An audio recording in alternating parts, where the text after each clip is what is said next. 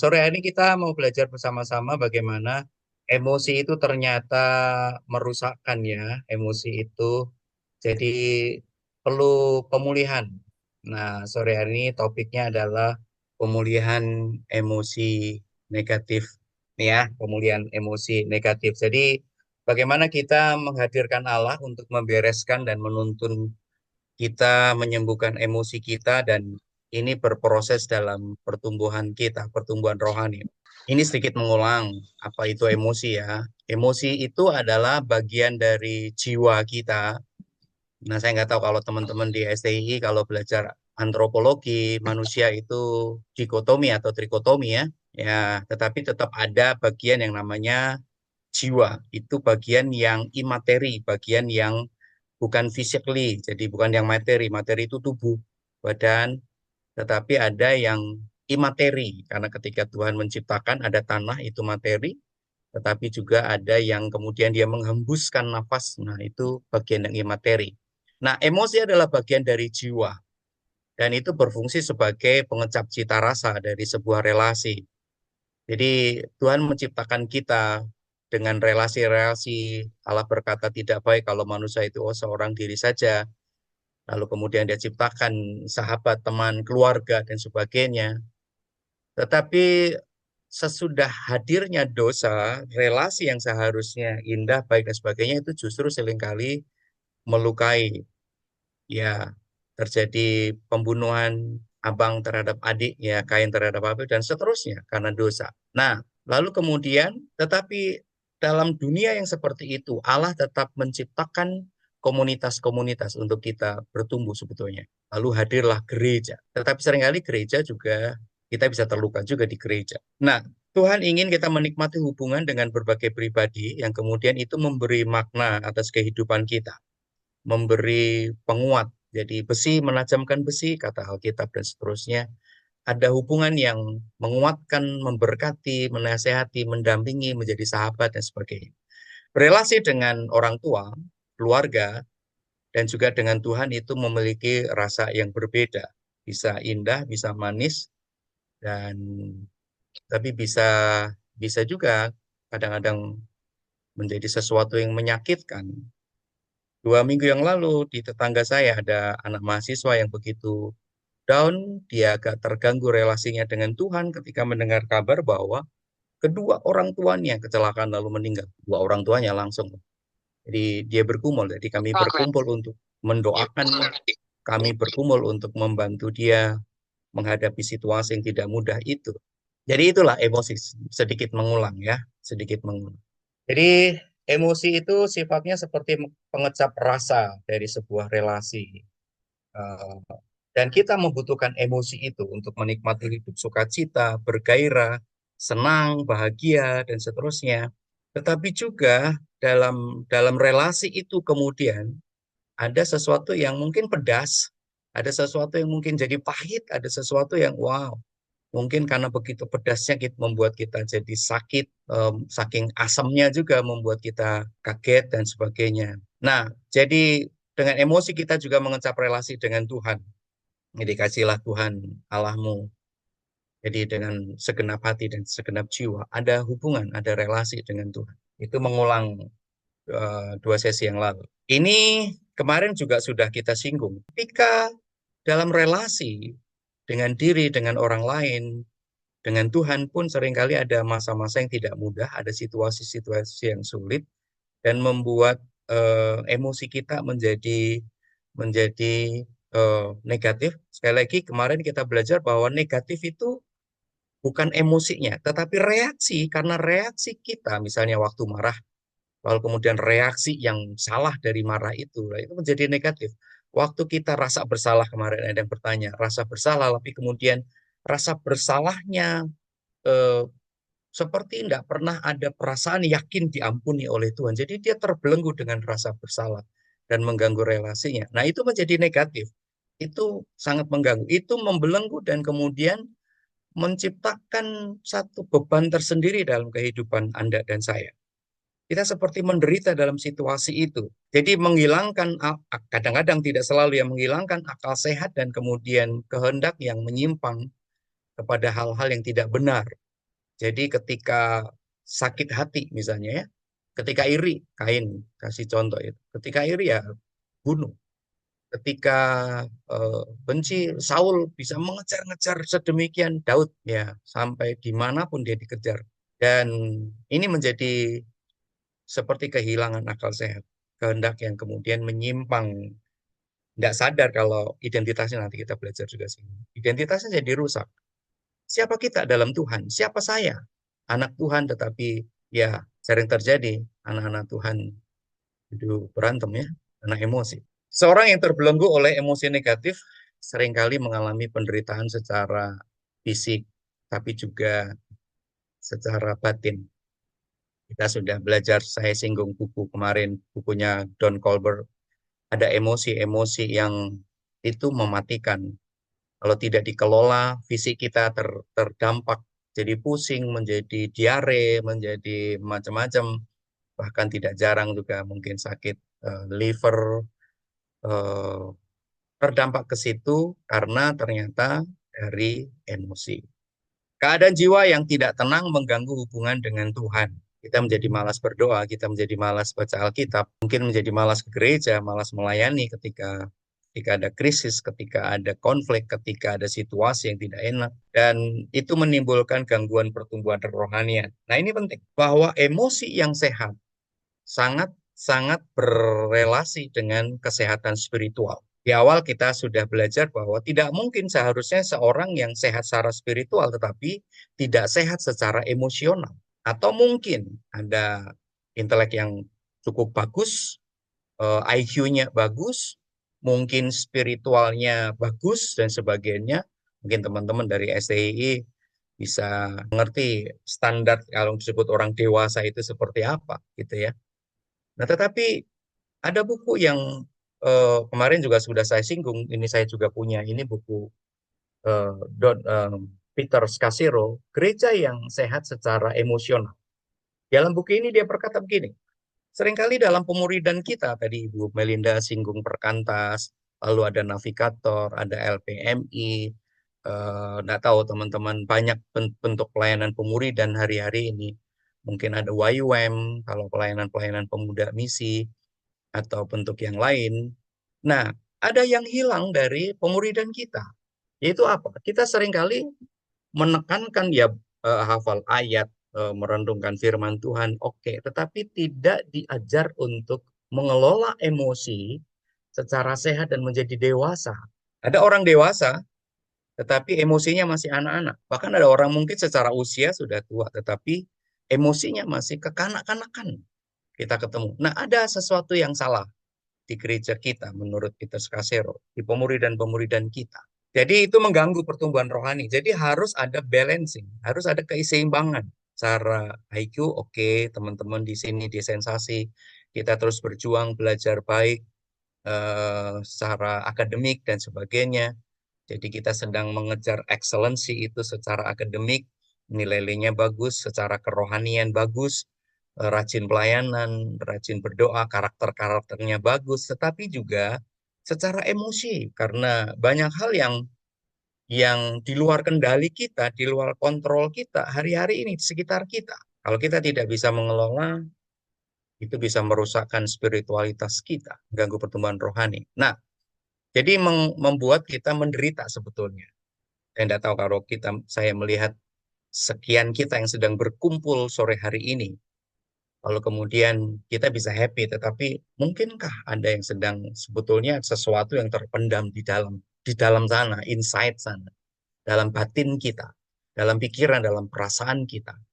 Ada sesuatu yang tidak enak, ada sesuatu yang mengganggu.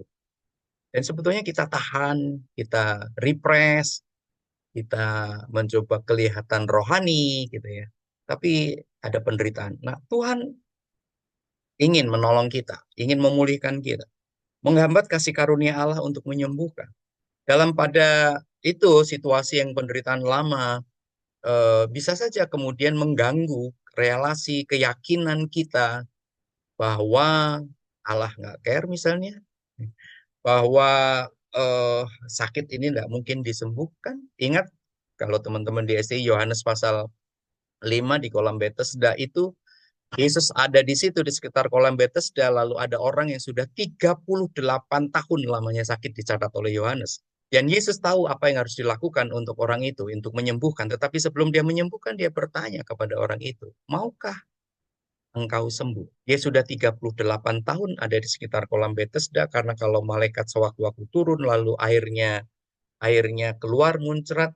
Alkitab Yohanes mencatat yang pertama kali masuk ke kolam Bethesda itu akan sembuh apapun juga penyakitnya. Yesus bertanya kepada orang itu, maukah? Pertanyaannya, mengapa? Mengapa Yesus harus bertanya? Karena mungkin kehendak orang karena sudah lama, hampir seumur hidupnya mungkin, ya, sembuh-sembuh dia bisa kehilangan kehendak atau keyakinan yang salah terhadap Tuhan misalnya. Tidak ada mujizat, tidak ada kesembuhan. Itu untuk orang lain.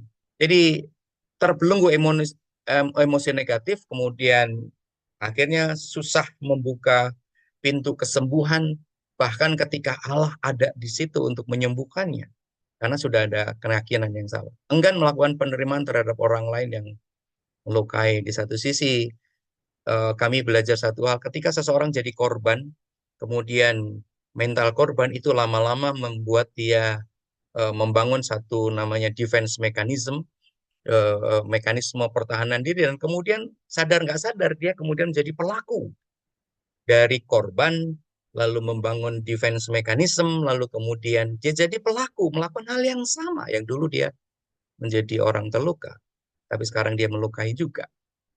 Akibatnya hubungan dengan Allah terganggu dan mengalami kehampaan untuk hidup sebagai anak-anak Allah. Ini kemarin kita sudah singgung. Satu hal lagi, ketika ada emosi yang negatif itu, apakah itu kebencian, sakit hati, marah yang salah, rasa salah yang salah, dan sebagainya. Itu seringkali kemudian merusak identitas kita, merusak pandangan terhadap diri kita, keyakinan kita, nilai diri kita. Ya, pemahaman atas diri sendiri, kemudian itu mengendalikan hidup menurut pikiran dan kemauan diri sendiri. Coba perhatikan. Kita merasa menjadi pribadi yang tidak layak, tidak pantas, jadi tidak pede, jadi tidak yakin. Lalu kemudian terhadap orang-orang yang melukai, kita yakin bahwa memang mereka ada orang melukai, jadi kemudian ada penghakiman, ada cap terhadap pribadi, terhadap kelompok masyarakat tertentu, terhadap satu suku tertentu, terhadap satu gereja tertentu, satu suku menghakimi suku yang lain, satu ya mungkin wanita ke pria, pria ke wanita, ada pemahaman yang rusak terhadap orang lain. Oh, bayangkan, padahal Tuhan ingin kita bertumbuh bersama, bersama. Ya, rusak pemahaman terhadap Tuhan. Nah, kerusakan relasi dengan Tuhan adalah puncak dari komplikasi kerusakan pemahaman terhadap diri sendiri dan orang lain. Jadi, ya Tuhan jauh, mungkin Tuhan tidak dekat, mungkin Tuhan tidak care, Allah tidak peduli dan sebagainya. Nilai-nilai yang salah. Mungkin kita tidak sadar, oh iya, ada rupanya. Ada di situ. Saya ketemu dengan beberapa orang yang kemudian ya sebetulnya marah. Saya sendiri pernah marah sama Tuhan ketika saya sedang berhasrat, berharap anak saya yang nomor dua sembuh Samuel tahun 2007. Tapi Tuhan punya cara yang lain untuk menyembuhkan Samuel, tapi bagi saya itu bukan cara saya. Dia tidak mendengar doa saya, tidak menjawab. Ada krisis relasi beberapa waktu, tetapi saya puji Tuhan. Setelah 4 bulan saya melaluinya, ada teman yang mengingatkan dan saya menangis minta ampun kepada Tuhan. Caranya sangat berbeda dengan cara saya. Emosi, emosi yang negatif itu atau rusak itu, Alkitab berkata, Amsal berkata itu seperti merobek jiwa. Minyak dan wangi-wangian menyukakan hati, tetapi penderitaan, coba bayangkan, merobek jiwa. Pikiran, perasaan, kehendak kita, luka, kemudian bahasa yang dipakai oleh Amsal ini, robek, luka, hancur, dan sebagainya. Lalu kemudian ketika seseorang, kita semuanya, mengalami perjumpaan dengan Tuhan dan mengalami pertobatan, tetapi ternyata itu tidak serta-merta secara otomatis memberikan kesehatan emosional kepada kita. Ya, ya mungkin bertumbuh, belajar bertumbuh. Kita belajar dasar-dasar iman Kristen. Tapi secara tidak secara otomatis emosi kita kemudian juga bertumbuh bersama-sama. Seharusnya bertumbuh seimbang ya, spiritualitas, emosional. Tetapi seringkali ini terlupakan, terlewat.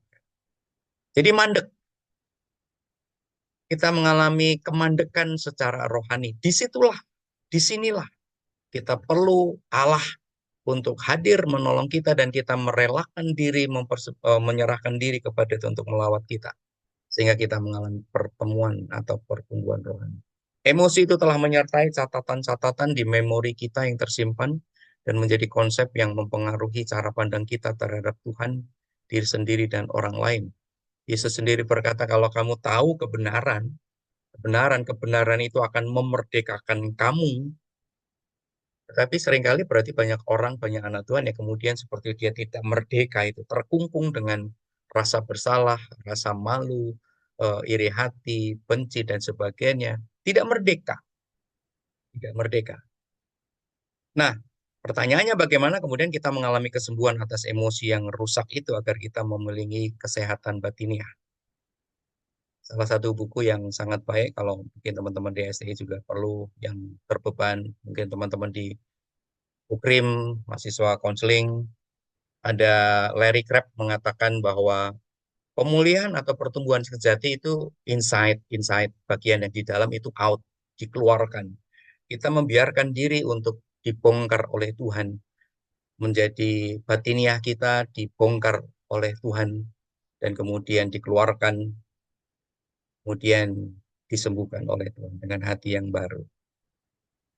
Teman-teman pernah baca buku, teman-teman di SI, Hatiku Rumah Kristus, buku kecil itu, maksudnya.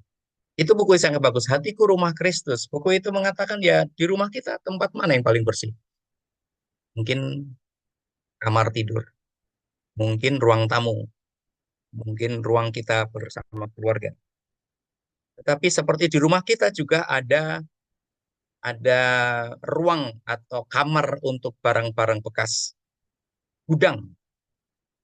Bagaimana kalau kemudian suatu saat Yesus datang ke rumah kita dan dia tidak masuk ke ruang tamu, dia tidak masuk ke dapur, tidak masuk ke ruang tempat kita istirahat, tapi dia mau masuk ke gudang kita, di mana di situ ada banyak barang-barang rongsokan yang sudah rusak, yang sudah nggak kepakai, numpuk di situ. Dan Tuhan mau masuk di situ. Dalam hati kita ada kamar, kamar yang mungkin itu adalah kamar tempat semua yang rusak, rongsok, sesuatu yang tidak baik tersimpan, terpendam. Disitulah Allah mau hadir. Disitulah Allah mau sentuh kita dan pulihkan kita. Allah rindu, bahkan sangat rindu memulihkan kita. Yesaya pasal 53 ayat 4, kata yang saya langsung ambil ya, katakan dia mengambil alih penderitaan kita. Yesus menggantikan posisi kita. Dia menjadi sakit supaya kita sembuh. Dia menjadi menderita supaya kita sehat dan sebagainya. Yesaya 58 ayat yang ke-8, ia memulihkan luka-luka kita. Dan ini proses ya, pemulihan itu proses. Memulihkan itu kalau saudara sakit ke dokter, kasih obat, ini untuk 4 hari ya, untuk 5 hari ya. Nanti kalau tidak sembuh datang lagi. Kita lihat prosesnya. Kasih ini tidak sembuh, mungkin balik lagi, kasih dosis yang lebih tinggi dan sebagainya. Dia memulihkan dan memulihkan itu proses. Prosesnya kalau pemulihan kita seberapa lama? Oh ini seumur hidup Bapak Ibu Saudara. Pemulihan kita itu seumur hidup sampai suatu hari kita ketemu dengan Tuhan mata dengan mata. Lalu kita diubahkan dalam sekejap mata. Sampai disitulah. Dan sementara kita masih belum sampai situ, kita masih bisa mengalami luka dan Tuhan siap memulihkan kita. Luka yang diobati, ada kata kesembuhan Yeremia 33 ayat 6, lalu Mazmur 51 ayat 12, batinnya, insight-nya dibaharui, diberi hati yang baru, diberi pikiran yang baru, diberi semangat yang baru, dan sebagainya. Luka yang dibalut. Nah, bagaimana kemudian ini cara mengatasi? Nah, baik kalau kita teman-teman dari STI belajar menolong dalam orang-orang yang dilayani, ya saya juga bertemu dengan teman-teman kontekstual dan kemudian menolong mereka dengan bahasa-bahasa yang mereka biasa dengar, misalnya bahasa-bahasa Islami yang tidak menggunakan kata Yesus, tapi mungkin lebih aman menggunakan kata Isa Al-Masih, menolong mereka. atau teman-teman yang memang sudah sering melayani, ini menjadi satu langkah ketika ketemu dengan mereka. Mereka sedang bertumbuh secara spiritual, tapi mereka kita dampingi untuk bertumbuh juga secara emosional. Jadi pemulihan adalah bagian Allah, bagian kita. Ada bagiannya Allah, dan Allah akan melakukan bagiannya, tetapi bagian kita harus kita lakukan. Ya, misalnya, jadi ini ya, di bawah ini ada melepaskan pengampunan. Siapa yang harus melepaskan pengampunan? Ini kan bukan bagiannya Allah. Ini bagiannya saya. Di pagi saya sempat ke Samsat Pembantu karena harus pajak mobil dan motor bersamaan. Lalu saya agak terburu-buru karena takut kesiangan kita sore ini ketemu. Tiba-tiba ada tengah-tengah jalan ada mobil yang ya bagi saya itu mengganggu jalan saya. Otomatis saya emosi. Saya bel mobil itu kencang-kencang, mang. Saya kejar lagi. Tapi sampai di jalan, lalu kemudian puji Tuhan saya diingatkan, aduh, kenapa saya jadi tergoda bereaksi ya. Saya minta ampun kepada Tuhan, saya minta ampun kepada Roh Kudus. Tuhan, tolong saya mengelola emosi saya, mengelola batin saya, gitu ya. Nah, ini bagian saya, itu bagian saya. Tapi kalau kemudian saya sudah sakit, saya sudah melakukan bagian saya, Tuhan akan melakukan bagiannya buat saudara. Jadi ini hal yang penting, berkomitmen mengakhiri penderitaan. Tidak ada kan yang ingin menderita karena emosi-emosi negatif yang ada pada kita. Mari kita akhiri bersama-sama. Tuhan bertanya kepada setiap kita, maukah engkau sembuh? Kadang-kadang kita pikir, oh enggak, saya enggak sakit, saya itu pendeta, loh. Saya itu hamba Tuhan, loh. Saya itu melayani loh, saya setiap hari itu mungkin berkhotbah, saya setiap hari ngisi renungan, saya memimpin pujian dan sebagainya. Tapi jangan-jangan, tidak selalu. Itu hasil dari mekanisme kita supaya kelihatan sempurna, kelihatan baik, ada sesuatu yang kita tutupi, ada topeng, ada macam-macam. Mari kita berkomitmen. Ada beberapa langkah yang kita harus ambil, melepaskannya kepada Allah. Ini bagian saya kan. Saya mengakui, saya mengungkapkan kepada Tuhan. Kadang-kadang ketika melepaskan kepada Tuhan itu karena sudah bertahun-tahun lamanya sakit. Misalnya begini ya. Di School of Healing, di salah satu School of Healing yang saya terlibat dalam mengajar. Jadi saya terlibat dalam pelayanan namanya Duta Pembaharuan. Lalu salah satu kegiatannya itu adalah School of Healing. Jadi 4 hari kami melatih orang-orang dari seluruh Indonesia. Kadang-kadang dilakukan di Jogja, Solo, Samarinda, eh, eh, Jawa Timur, ya kemudian di Surabaya, di Bandung, di Jakarta. Ketemu dengan orang-orang yang mengalami trauma, takutan luar biasa. Salah satu yang saya pernah ingat itu banyak ya. Ada orang yang begitu takut dengan karet, karet gelang. Ini cewek lagi. Dia takut dengan karet gelang. Lalu pertanyaan di ruang konseling, sejak kapan? Sejak kapan takut dengan karet? Dia ingat kelas 2 SD. Tuhan bawa dia memorinya ke kelas 2 SD ketika di sekolah dia nakal.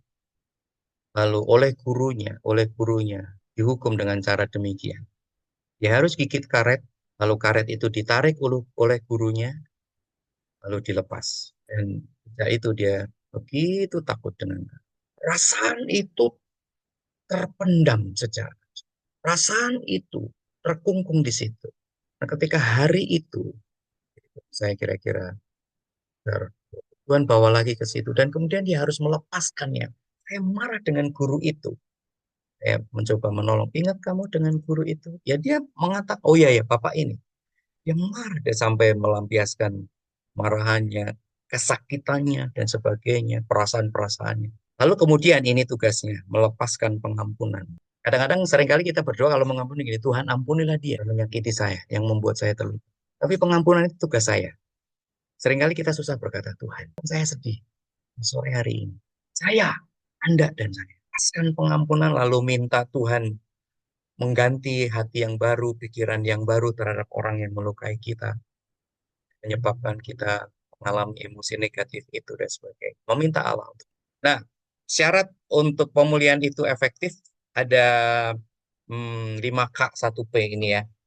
Tadi, kehendak. Hal yang pertama yang Tuhan lihat adalah kehendak Anda dan saya. Tadi saya sudah singgung Yohanes. Injil Yohanes mencatat di kolam Bethesda itu dan Yesus bertanya, maukah engkau sembuh? Yesus sedang cek kehendak kita.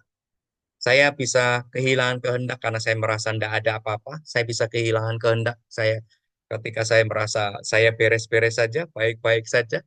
Kadang-kadang kita tanya, apa kabar? Oh, luar biasa, baik-baik saja. Seringkali di balik baik-baik saja, ada yang tidak baik. Tapi pertanyaannya masih sama, relevan sampai hari ini. Maukah engkau sembuh? Saya tidak tahu, tetapi Tuhan tahu. Bahkan lebih jauh, lebih dalam kita mengerti diri kita, Dia tahu. Dia tahu bagian-bagian mana yang rusak dalam diri kita. Dia tahu bagian-bagian mana yang perlu dia menunggu untuk menyentuh sehingga membuat kita pribadi yang excellent. Pribadi-pribadi kita yang sedang berjuang untuk mencapai excellent dan kemudian kemampuan-kemampuan itu ditimbulkan lagi dan kita berjuang semakin luar biasa. Lalu dalam proses itu ketaatan pada Allah dan kebenarannya. Taat. Saya percaya kalau di sini ada sekian puluh orang terkumpul pada sore hari ini, Anda sedang taat dalam hal-hal tertentu. Pertanyaannya, bagian mana yang saya saat ini sedang tidak taat? Bagian mana? Tuhan ingin memulihkan kita. Lalu kita belajar untuk taat kepada Allah. Bagian yang saya sulit berjuang, sedang berjuang untuk taat. Lalu kerendahan hati. Kalau di sini ada 115 orang berkumpul hari ini, Tuhan memulihkan kita, mungkin dia punya 115 cara untuk memulihkan kita. Waktunya berbeda, caranya berbeda, time-nya berbeda. Kalau kita masing-masing berkata, ya Tuhan membuat indah pada waktunya, tetapi berbeda-beda, tidak seragam. Caranya berbeda. Kita ngikuti prosesnya Tuhan. Kita tidak punya kuasa untuk menyembuhkan diri kita. Kita percaya pemulihan itu hatinya Tuhan, prosesnya, caranya Tuhan. Jadi kita ngikuti saja, kerendahan hati. Tapi juga kerendahan hati itu membuat kita bergantung kepada, kita tidak sombong. Tidak berani berkata, oh saya bisa menyembuhkan diri sendiri. Tidak, hanya Tuhan. Lalu keterbukaan yang jujur. Nah, tadi saya sempat berpikir bahwa ada waktu di mana kita bisa merung sebentar. Mungkin ada beberapa teman ini yang gabung tapi kemudian berdua-berdua gitu, ada temannya di samping dan sebagainya. Keterbukaan. Yakobus berkata, saling mengakulah kamu supaya kamu sembuh. Kalau saling berarti ada orang lain, dua atau tiga. Terbuka, ini loh saya sakit, ini loh saya sedang marah, ini loh saya sedang tidak suka, ini loh saya sedang benci. Kebencian itu sedang mengganggu saya. Terbuka.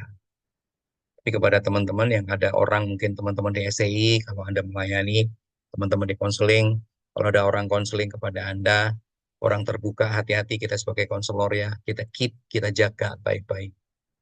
Jangan kemudian saya khotbah dan kemudian di khotbah itu keluar demikian rupa. Kita mesti berhati-hati. Ketika orang sudah aman dan boleh nggak saya ceritakan kisahmu? Oh dia berkata enggak apa-apa. Nah kita bisa cerita. Jika enggak itu malah melukai. Nah terbuka, ngobrol, share. Carilah saudara, carilah teman.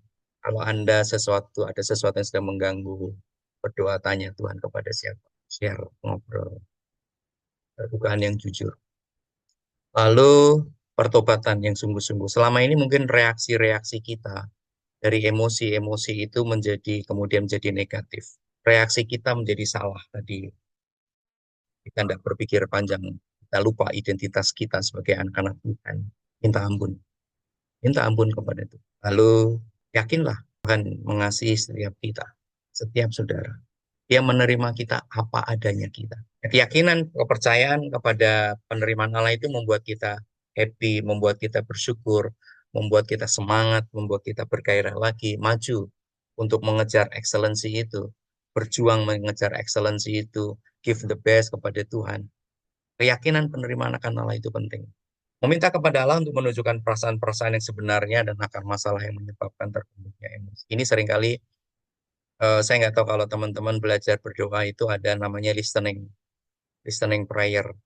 Dalam doa kan kita seringkali yang kita ngomong sama Tuhan. Tapi biarkan kita berdiam.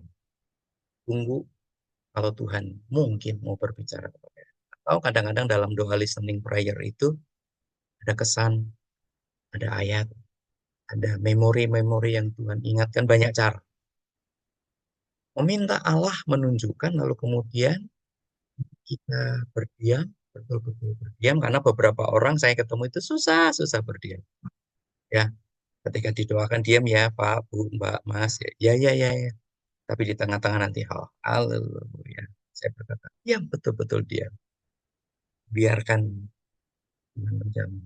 Kadang-kadang ketika doa saya listening prayer itu saya lihat orang, saya kalau mendoakan tidak tutup mata ya. Lalu kemudian tiba-tiba ada perubahan wajah, perubahan mimik, ada fisik yang kemudian mungkin tangan mengepal, sebagainya, ekspresi emosi, perasaannya dimunculkan kembali, baru kemudian saya akan tanya. Nah, di situ banyak hal.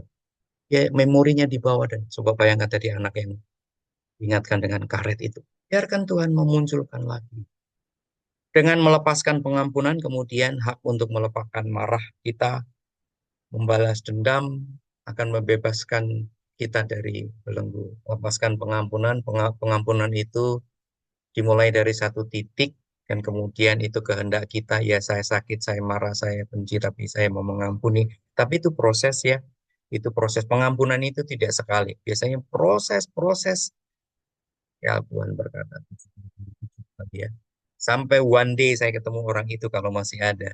Memorinya saya masih ingat, tapi hati saya sudah berbeda. Kalau masih tidak enak, tidak nyaman, melepaskan marah, melepaskan hak untuk membalas dendam. Tunggu ya, tunggu ya. Tunggu nih waktunya ini. Tunggu aja. Kita bisa berkata seperti dunia berkata, pembalasan lebih kejam dari perbuatan. Tapi lepaskan hak. Paulus berkata, bukan hak kita untuk membalas. Itu hak Tuhan. Ya, hal yang tidak mudah mungkin justru lakukan yang baik kepada orang-orang yang menyakiti kita. Itu akan seperti menumpukan bara api di atas kepala. Tapi itu menolong kita untuk bebas. Proses sekali lagi. Mintalah Allah menyembuhkan luka yang ditimbulkan dan mintalah agar dia menggantikan tempat emosi negatif itu dengan damai sejahtera. Jadi sesudah melepas pengampunan, mengakui kepada Tuhan, sekarang kita terus berdoa. Tuhan isi saya, hati saya, pikiran saya, dengan pikiran yang baru terhadap diri, terhadap orang lain, dan terhadap Engkau. Hati saya dengan hati yang baru. Paulus berkata kepada jemaat di Filipi, damai sejahtera Allah yang melampaui segala akal. Oh itu tidak bisa di damai sejahtera Allah yang melampaui segala.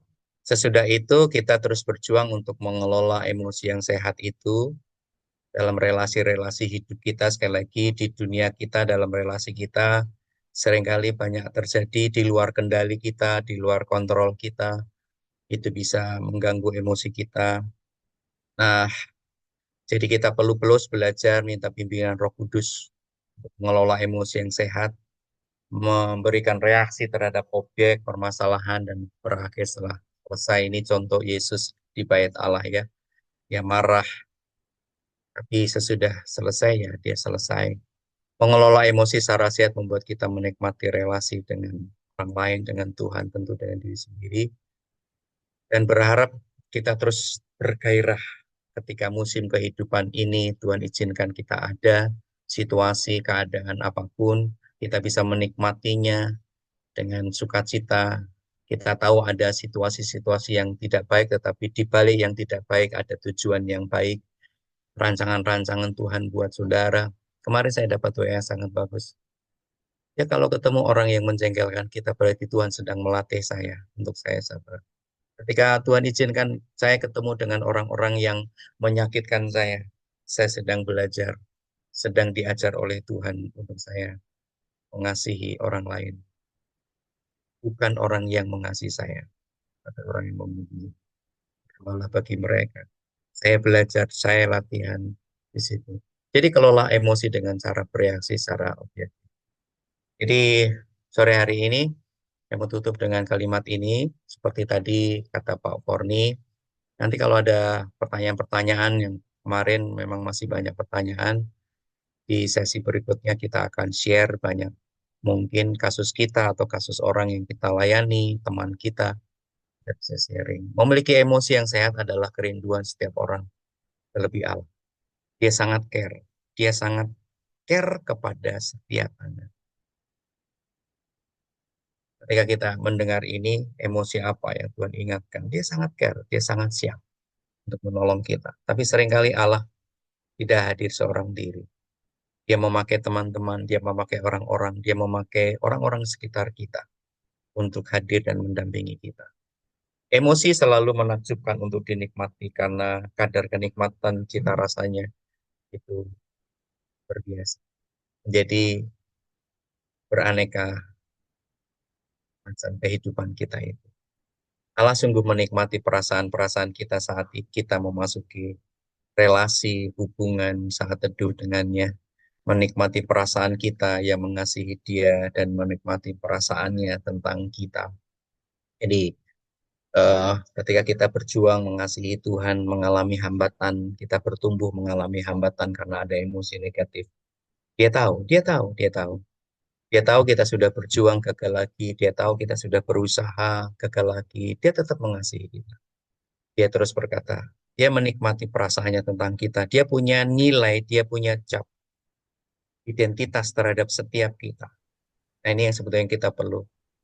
Identitas saya bukan berdasarkan saya kepada saya, bukan berdasarkan kata orang terhadap saya, tapi berdasarkan apa kata Tuhan terhadap saya. Dan itu yang kita hidup. Ya, sekarang kita masuk dalam sesi tanya jawab. Dan saya percaya nanti dalam hal ini, dalam pertanyaan dari sesi pertama, kedua, dan ketiga ini. Ya, kita langsung aja ya Pak ya. Ya, mungkin jaringan kita agak terkendala ya. Mungkin langsung saja tadi saya lihat yang pertama itu dari SI Batam ya atas nama Siti Andayanti Mendelva. Monggo silakan. Shalom. Shalom. Shalom. Jadi Pak, saya mau bertanya. Jadi Siti mau bertanya mengenai emosi ya. Yang menjadi pertanyaan saya Pak, ketika kita emosi itu kadang kita nggak bisa mengendalikan diri. Bahkan ketika kita sudah emosi benar-benaran, bahkan kita lagi tidak bisa mengontrol ketika kita benar sudah dibuat marah atau kesal. Testernya kadang-kadang di situasi kita harus melayani, lalu kemudian ada situasi-situasi yang tidak baik, tidak enak. Nah, apakah saya harus melayani dalam situasi seperti itu? Ya, melayani, Tuhan berkata baik atau tidak baik waktunya, tetapi dalam situasi itu perasaan kita bisa begini. Ini yang saya lakukan. Ketika ada situasi, ada keadaan yang tiba-tiba membuat saya terganggu emosinya. Nah, saya ambil waktu sebentar. Yang aku kepada Tuhan tadi, Tuhan saya kok jengkel sama anak ini, Tuhan saya marah karena ini. Minta ampun kepada Tuhan dan meminta Tuhan untuk menolong saya. Beri damai sejahtera. Ya saya melayani. Ya, kemudian jadi saya melayani. Tetapi sesudah selesai pelayanan, kita bisa ambil waktu untuk menyelesaikan diri sendiri, lanjut lagi, atau kemudian juga dengan orang tersebut. Kita bisa menyelesaikannya dengan cara yang baik tentunya ya. Tidak melampiaskan emosi, tapi kemudian sekali lagi kalau sudah minta kepada Tuhan, kontrol kendali kepada diri kita, buah Roh Kudus dimunculkan lagi, pengendalian diri, kesabaran dan sebagainya akan berbeda. Nah, itu yang saya lakukan Siti ya. Jadi sebelum tampil jangan biarkan emosi itu masih membara di situ, tapi ambil waktu sebentar, tidak apa-apa. Ambil waktu, minta ampun kepada Tuhan, minta Roh Kudus kontrol, kendali, lalu beri damai sejahtera tadi. Damai sejahtera yang melampaui skala menguasai kita. Gitu.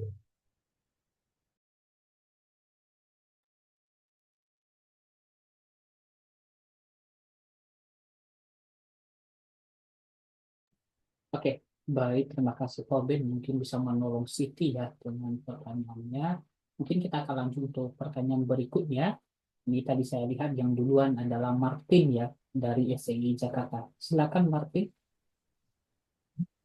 Terima kasih Kak Korni. Sebelumnya terima kasih Pak Ubed buat pemaparan materi hari ini.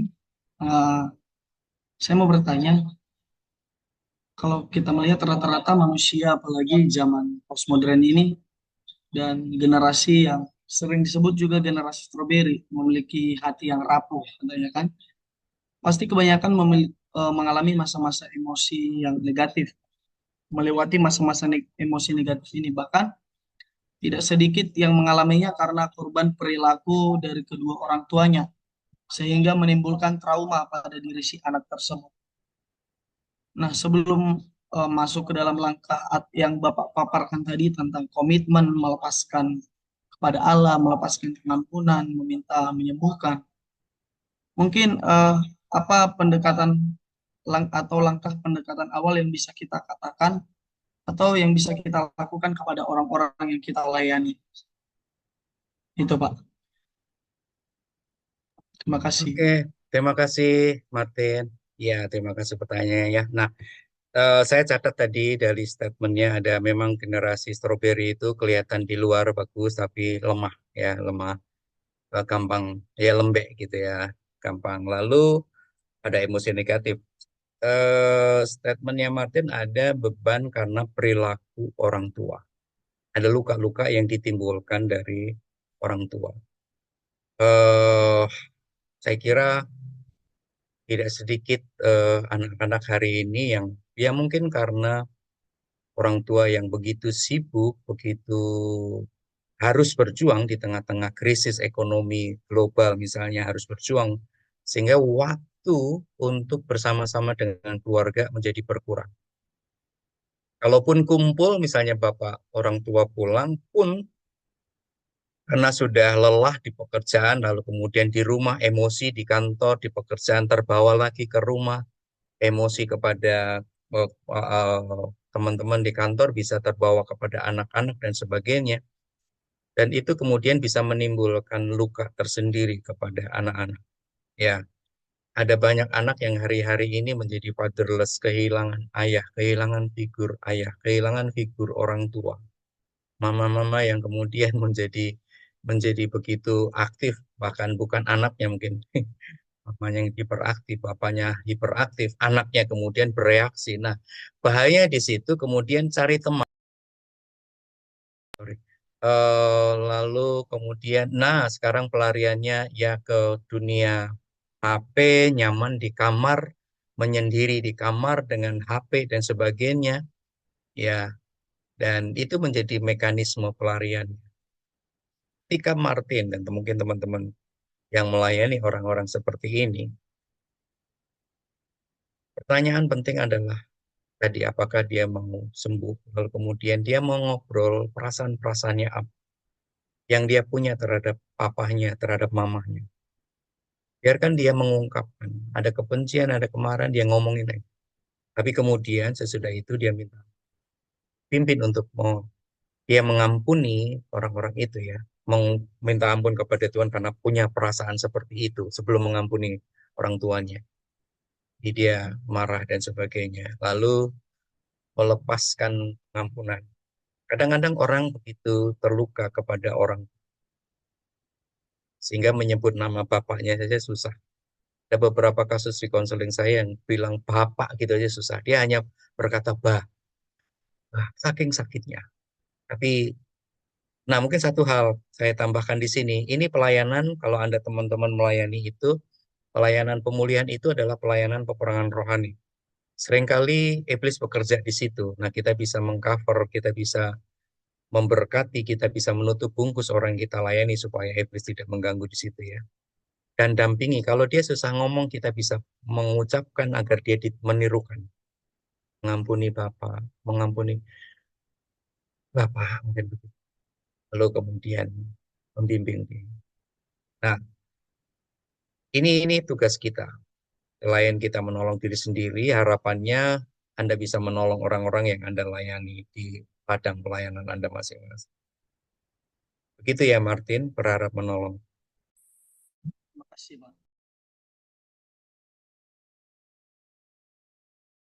Oke, baik Bapak, terima kasih. Semoga pertanyaannya bisa menjawab yang Martin ya. Oke, baik kita akan lanjut untuk pertanyaan berikutnya. Tadi saya lihat dari Askarina Kaitan, silakan.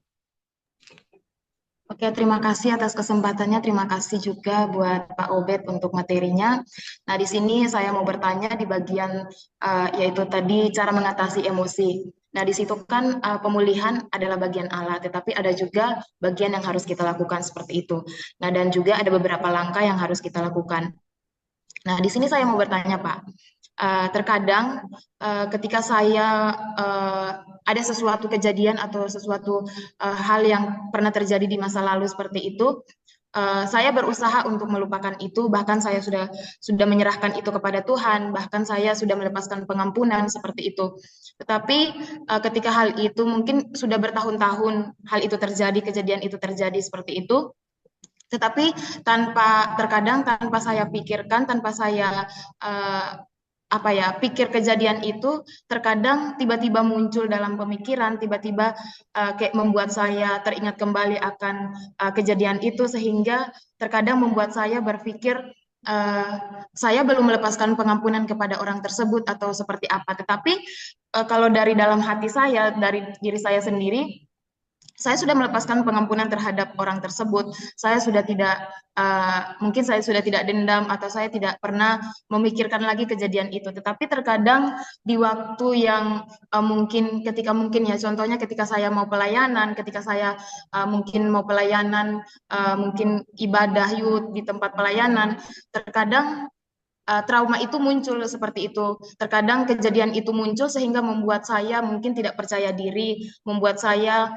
merasa tidak layak lagi seperti itu. Nah, di sini saya mau bertanya, Pak.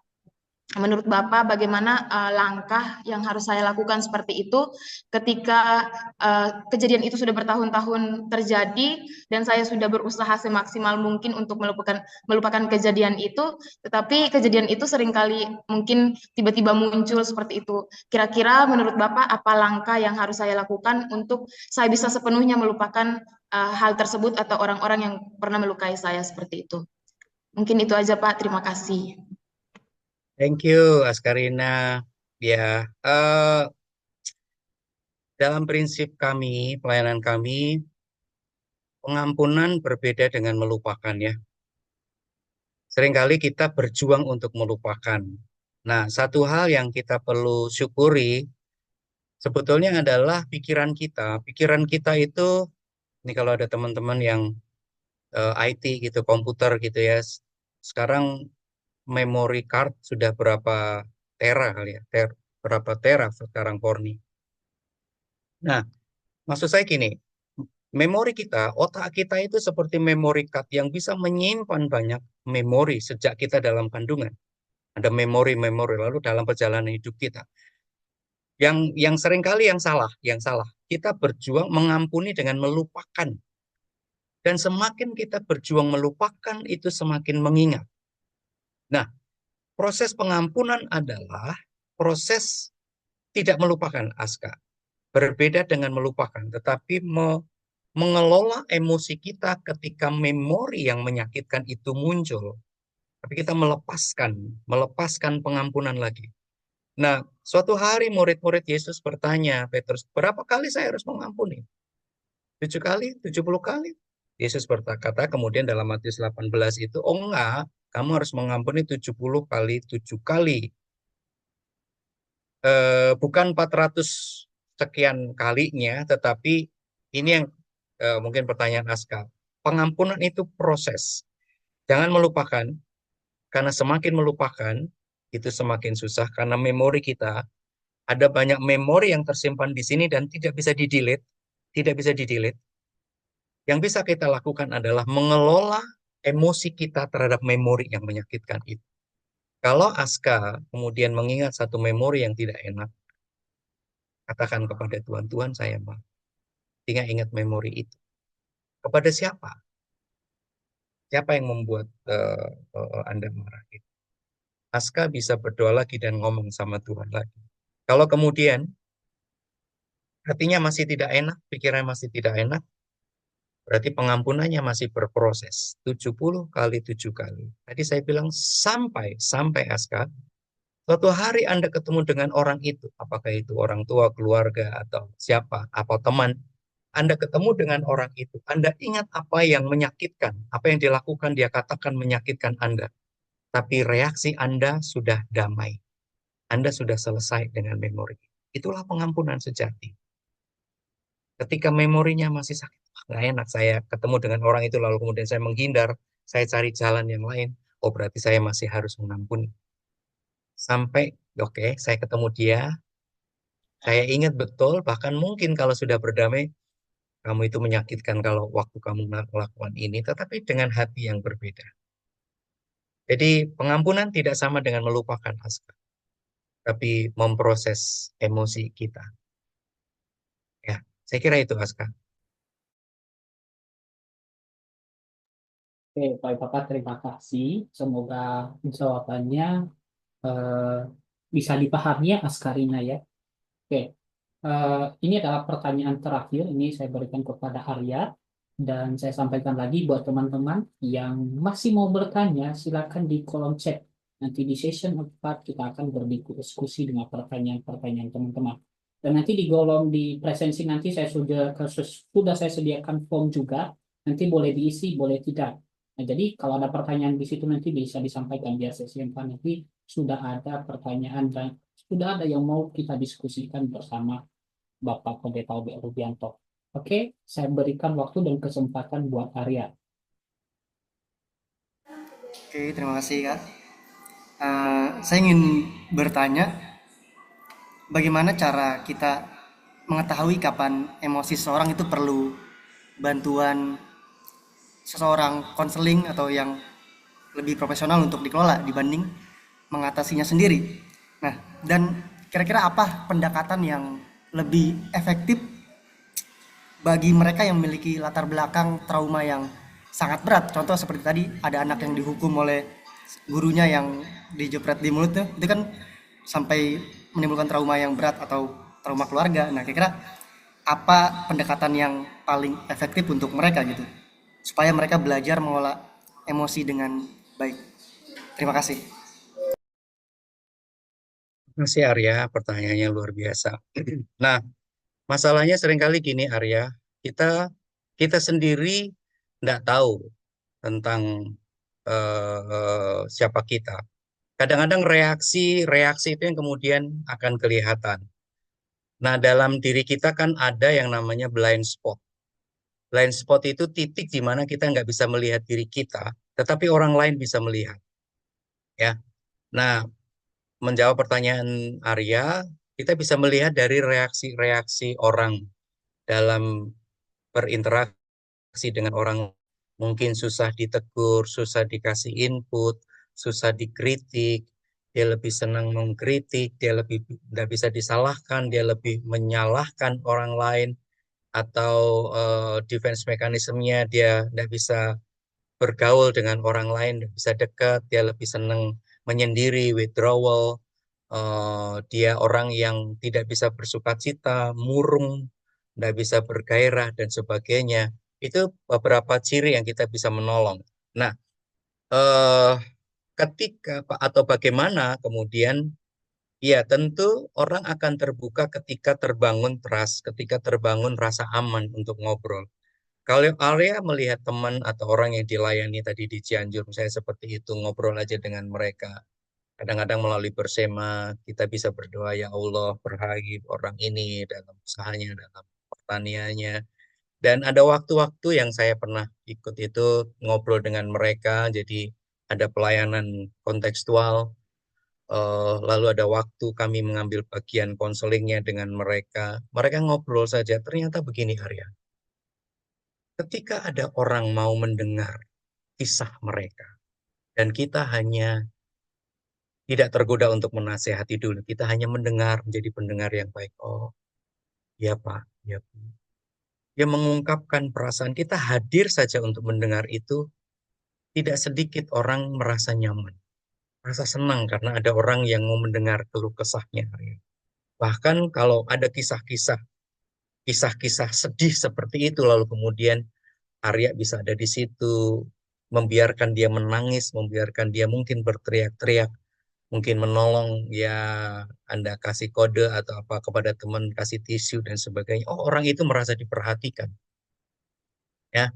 Nah, di situ membiarkan orang share emosinya, lalu kemudian Arya berusaha menolong.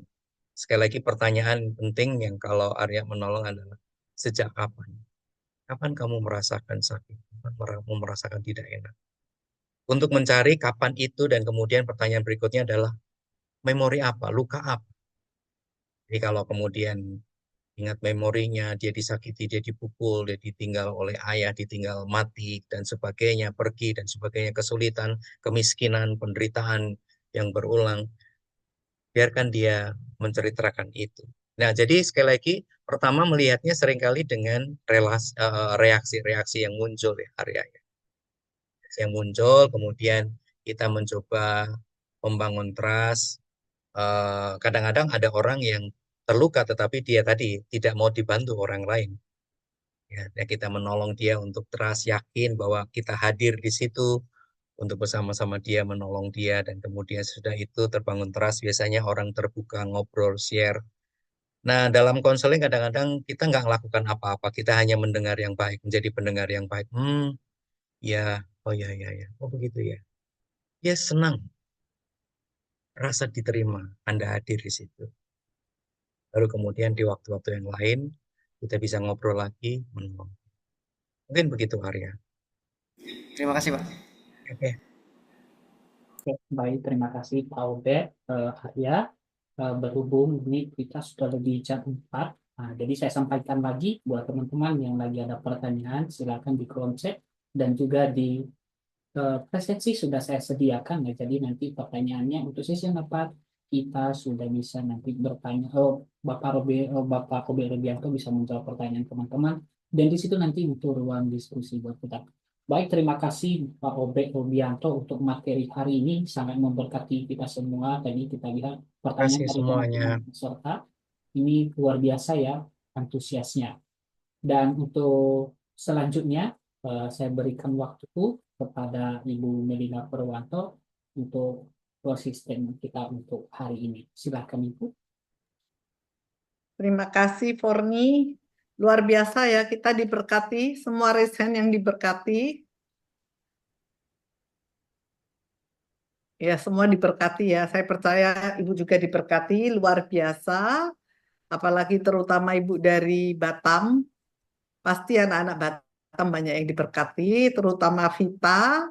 Tuhan sudah jawab hari ini. Ya, Pak Obed, kesaksian dari teman-teman Batam sensasi. Mereka diberkati mengikuti kelas kemarin. Luar biasa. Oh, Ibu puji ikut Tuhan. senang. Iya, Ibu ikut senang. Dan Ibu percaya semua teman-teman yang lainnya pasti diberkati. Dan kalau kalian ada masalah, boleh ditulis apa masalah kesulitan kalian. Ntar boleh kita sharing sama-sama sehingga kita belajar ya.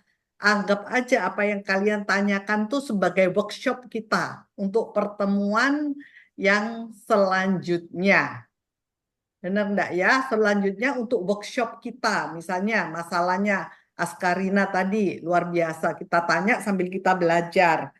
Dan closing statement Ibu yang Ibu catat ini ada 4 yang harus kita perhatikan sebagai hamba Tuhan, calon-calon hamba Tuhan, calon-calon guru agama, ataupun bagi anak ukrim yang akan bekerja di sekuler. Apakah mental kita sudah sehat? Jadi kita mental health. Saat ini apakah mental kita sendiri sudah sehat? Kita udah mendapat apa itu pengajaran dari Pak Obat. Ya, kalau kita mental kita merasa ada masalah saat ini, yuk kita sembuhkan mental kita dahulu sebelum kita menolong orang lain. Kadang-kadang kita ingin berbuat baik, tetapi kita sendiri sakit.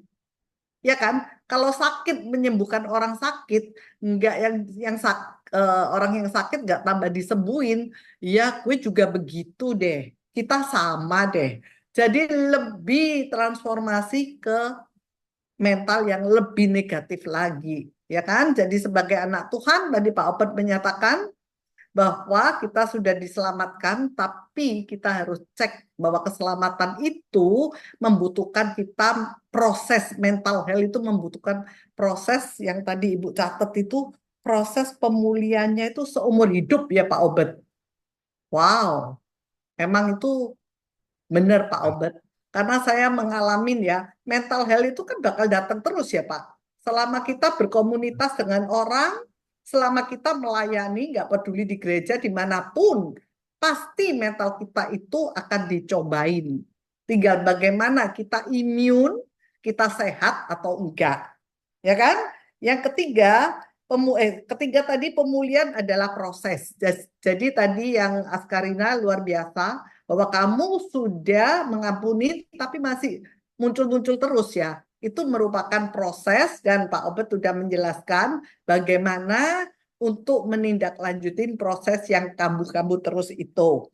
Yang keempat dan yang terakhir, apabila mental kita sehat, ini ciri-cirinya nih, biar kita tahu kalau yang mau pelayanan. Tadi Pak Obed katakan bahwa kita bereaksi dengan objektif. Nah, kalau kita bisa bereaksi dengan objektif, berarti mental kita itu sehat. Karena kita nggak gampang kena virus, kita nggak gampang kena bakteri yang menyerang kita. Ya, itulah pesan Ibu. Jadi yuk kita cek, kita sembuhkan, dan itu adalah proses yang harus dijalanin. Kalau kita sehat, nggak ada virus, nggak ada bakteri yang menyerang, itu bisa membuat mental kita sakit. Vitaminnya apa? Firman Tuhan. Obatnya apa? Melepaskan semuanya kepada Tuhan.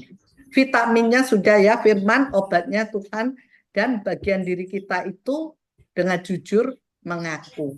Itu aja, luar biasa. Terima kasih Pak Obed. Terima kasih Sama-sama Bu semuanya. Melinda. Ibu senang ya. Di sini kita bisa bagaimana, aduh sukacita banget gitu loh.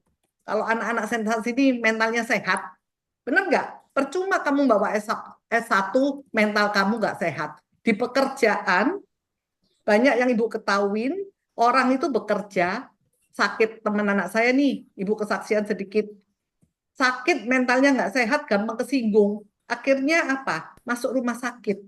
Jadi yang dikatakan Pak Obed itu benar. Masuk rumah sakit gara-gara stres. Apa itu? Anak stroberi jadi gampang baperan. Ya kan? Tetapi bukan anak Tuhan, nggak bisa bagaimana menyembuhkan mental yang sehat.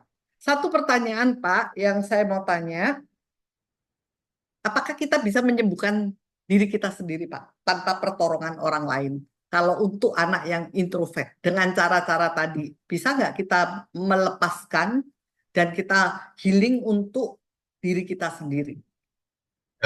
Ya, bisa Ibu, karena kita bisa self healing ya. Kita bisa berdoa secara pribadi dan mengaku kepada Tuhan, minta ampun kepada Tuhan, mengakui bisa.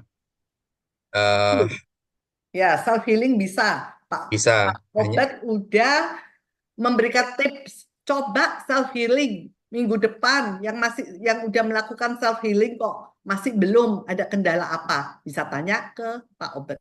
Karena apa yang ya. kalian tanyakan, apa yang kalian saksikan itu menjadi berkat buat kita semua. Terima kasih. Kalau self healing belum selesai, mungkin berarti perlu ada orang lain untuk menolong, mendampingi, melihat, mengevaluasi begitu. Oke. Ya, mengerti semua ya. Oke, Tuhan Yesus memberkati. See you next week.